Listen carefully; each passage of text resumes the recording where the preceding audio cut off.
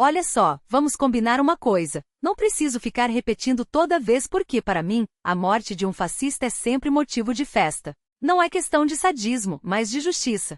Hoje quero falar sobre aquele sujeito que, convenhamos, não despertava exatamente admiração, pelo contrário, representava tudo o que há de mais podre na máquina de ódio que sustenta essa guerra. Vocês já viram minhas redes, comemoro abertamente e faço piada, defendo que a gente não só celebre, mas também dance sobre os túmulos desses canalhas. E sabe por quê? Porque sempre aparecem aqueles que, na hora de alguém como ele morrer, saem com discursos prontos. Respeito aos mortos não se deve tripudiar, cada um sente o que quiser. Até aí, tudo bem. Se alguém não quer comemorar, problema nenhum. O que me irrita são os outros, os que tentam nos ensinar a sentir culpa por não chorar a morte de quem dedicou a vida a espalhar mentiras, a justificar massacres, a defender o extermínio de um povo inteiro. Tem gente que diz, mas ele era uma pessoa comum antes, talvez até decente. Pois é, e daí?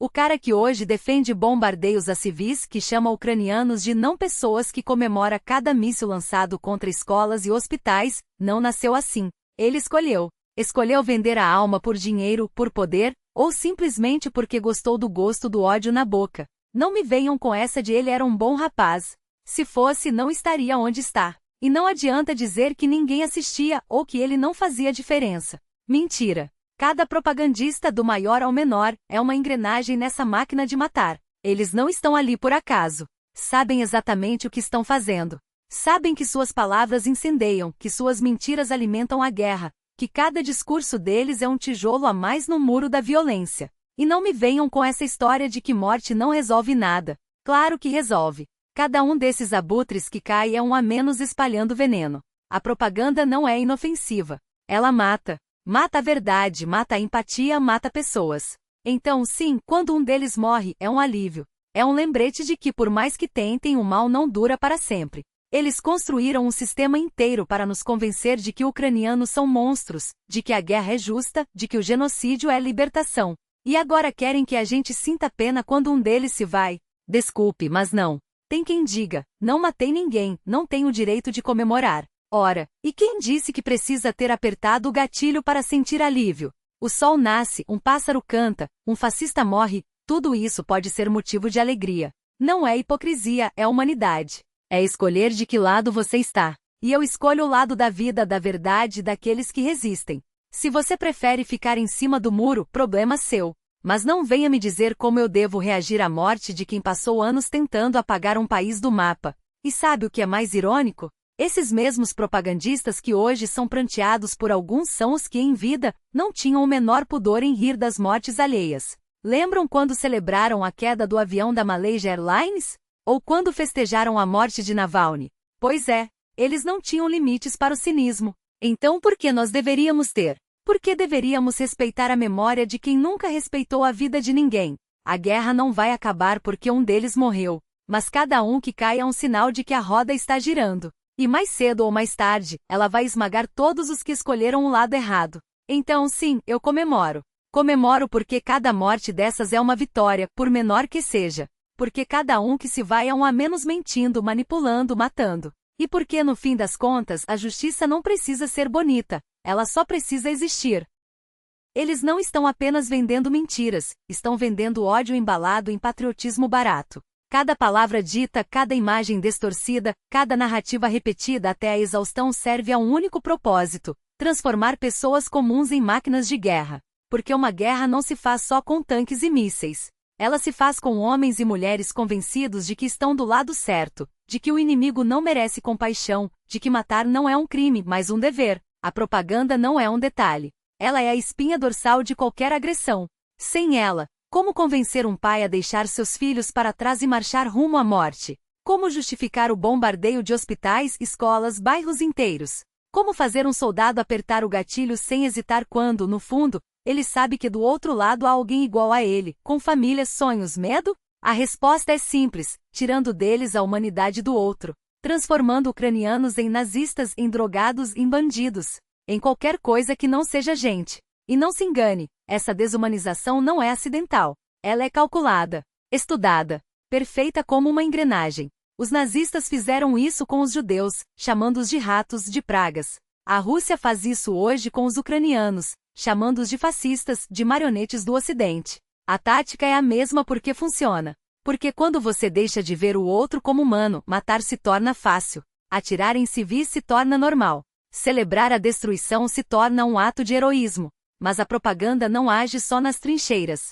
Ela age nas salas de estar, nos bares, nos grupos de família. Ela transforma vizinhos em delatores, amigos em acusadores, crianças em pequenos soldados da narrativa oficial. Cada meme compartilhado, cada piada sobre ucronazistas, cada post que repete "a Ucrânia não existe", é um tijolo a mais no muro da indiferença. Porque quando você ri de uma piada sobre bombardeios, quando você repete que eles começaram, quando você vira o rosto para não ver as imagens de Mariupol em chamas, você está fazendo o trabalho sujo da guerra. Você está dando permissão para que ela continue. E os propagandistas sabem disso. Por isso eles não descansam.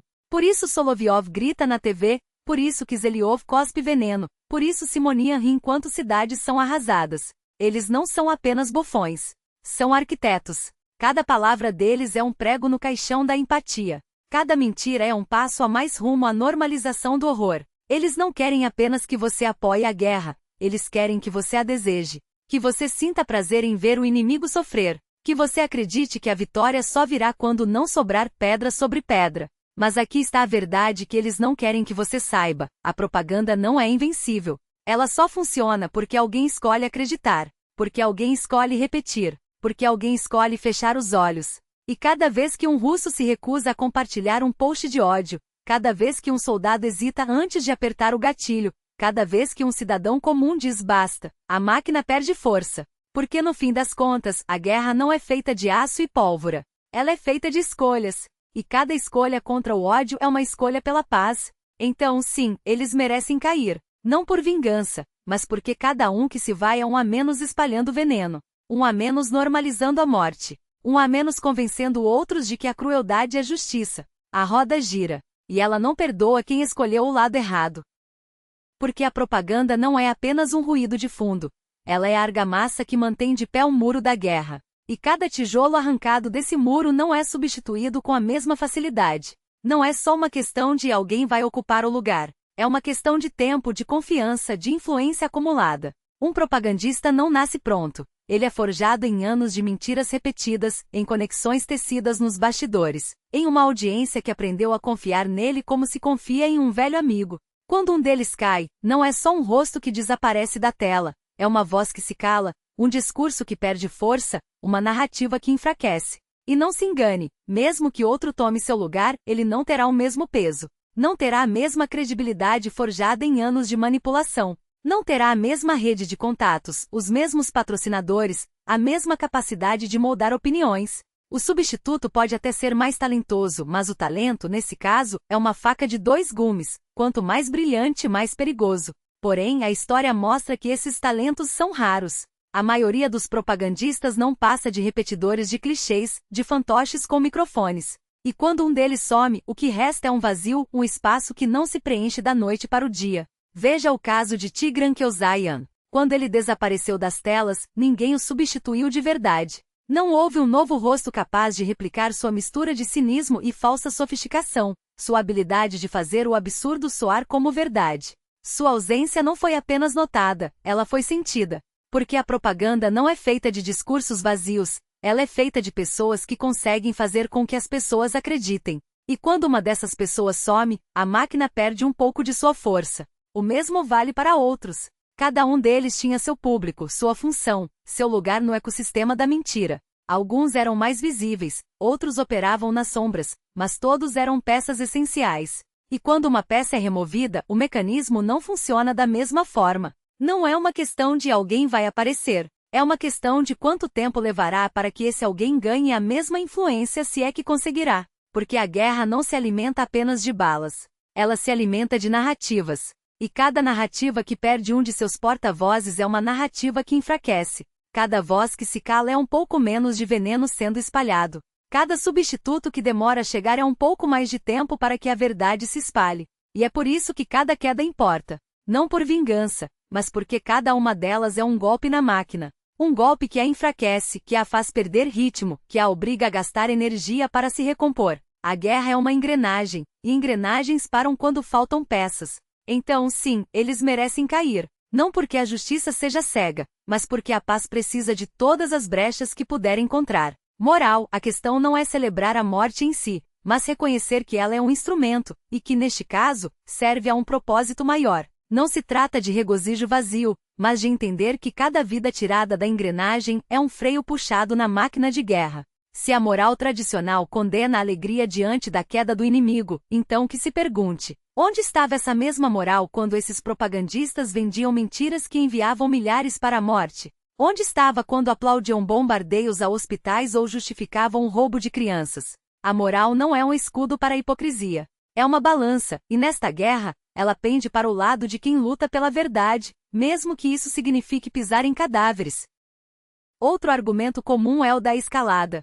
Dizem que responder à violência com violência só alimenta o ciclo, que matar um propagandista não traz de volta os mortos, que isso nos torna iguais a eles. Mas essa lógica ignora uma diferença fundamental: nós não começamos. Eles já estão em guerra contra a realidade. Eles já transformaram palavras em armas, mentiras em mísseis, e cada dia que passam impunes é um dia a mais de sangue derramado. Não se trata de igualar-se, mas de recusar-se a ser vítima.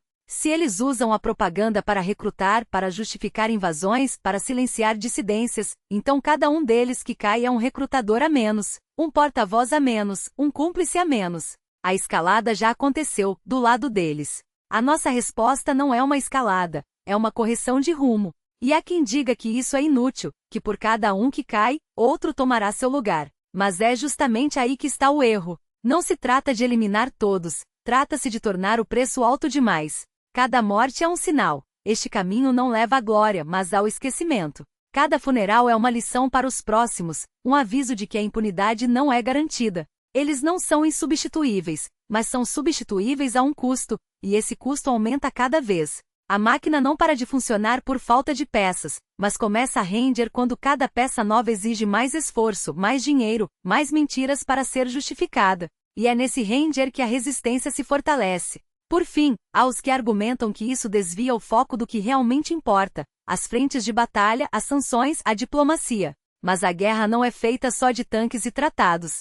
Ela é feita de narrativas, de medo, de vontade. E quando um propagandista acorda sabendo que sua vida vale menos do que o salário que recebe, quando ele hesita antes de abrir a boca, quando olha para os comentários de ódio em seu canal e sente o peso do desprezo, aí, sim, a guerra já está sendo vencida. Não nos campos, mas nas mentes. Não com balas, mas com a certeza de que cada mentira tem um preço, e que esse preço pode ser pago em sangue. Eles construíram palácios que nunca habitaram.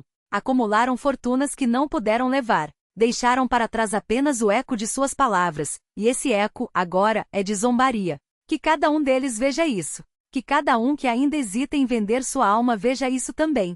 Porque a guerra não se ganha só com armas. Ela se ganha quando o inimigo olha para si mesmo e não reconhece mais o monstro no espelho. A ética que me guia não é a de manuais acadêmicos, nem a de discursos vazios. É a ética do Velho Testamento: olho por olho, dente por dente, sangue por sangue. Não me venham com bússolas morais alheias. A minha é clara: quem cruza a linha do mal deixa de ser humano. Não há misericórdia, não há regras, não há negociação. É inimigo. E inimigos devem ser eliminados.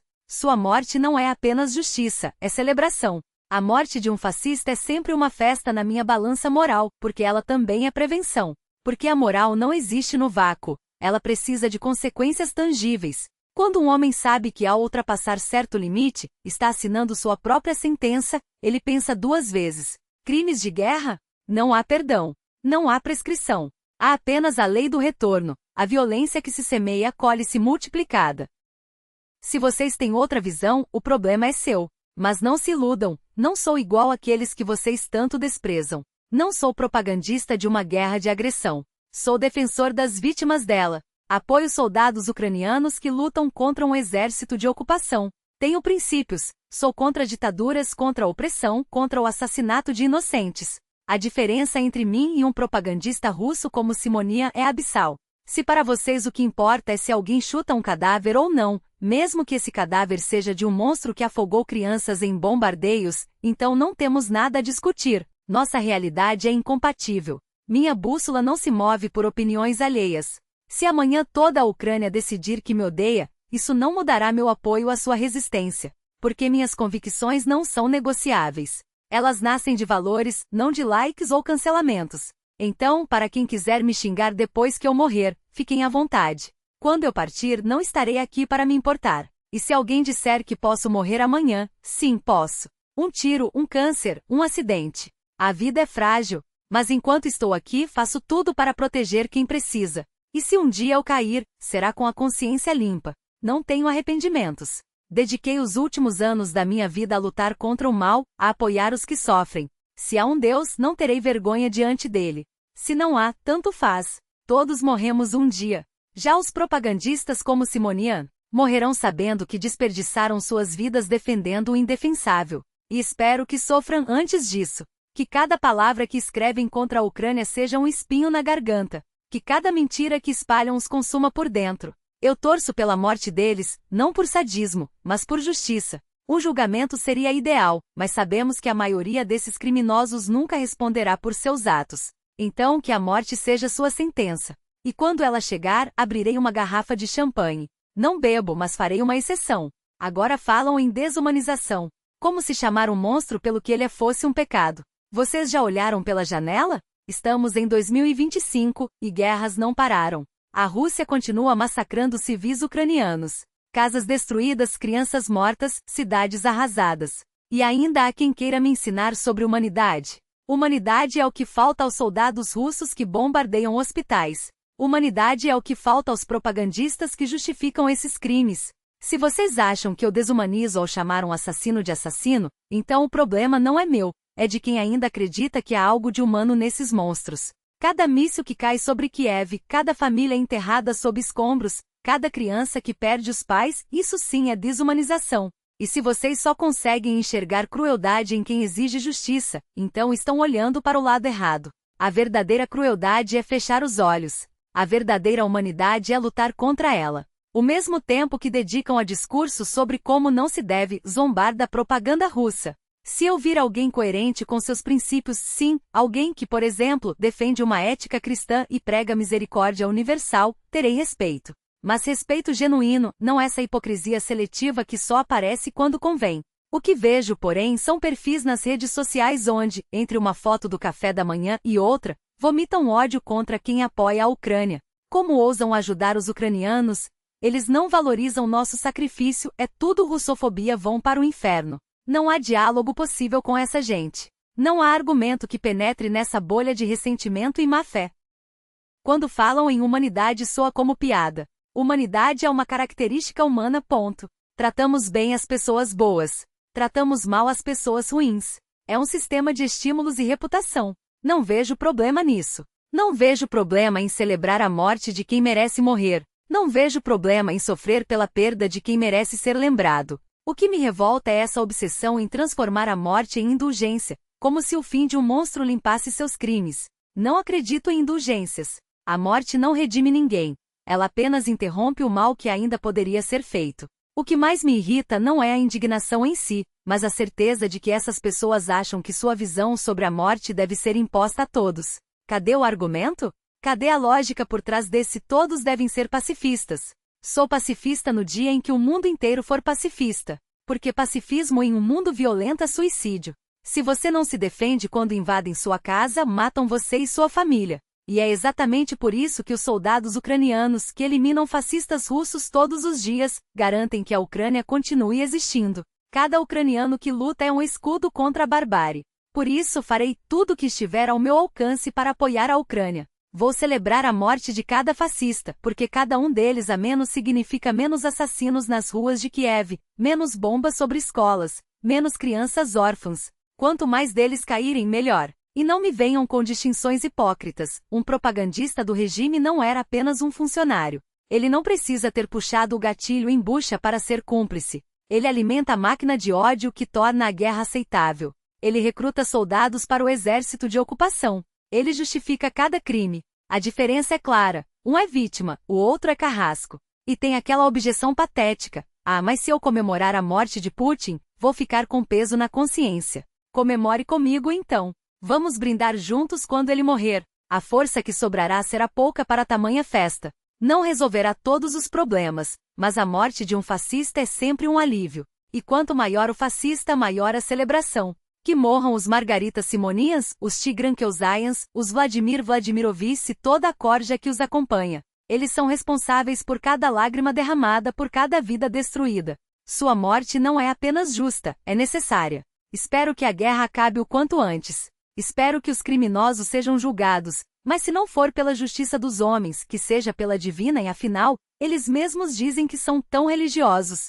Se Deus existe, terá muitas perguntas a fazer a eles na hora da morte. E sinceramente não consigo imaginar como ele justificaria mandar para o céu quem mergulhou milhões no inferno. A única resposta que aceito é a que eles já conhecem, o fogo eterno. Até a próxima! E que a vitória chegue logo!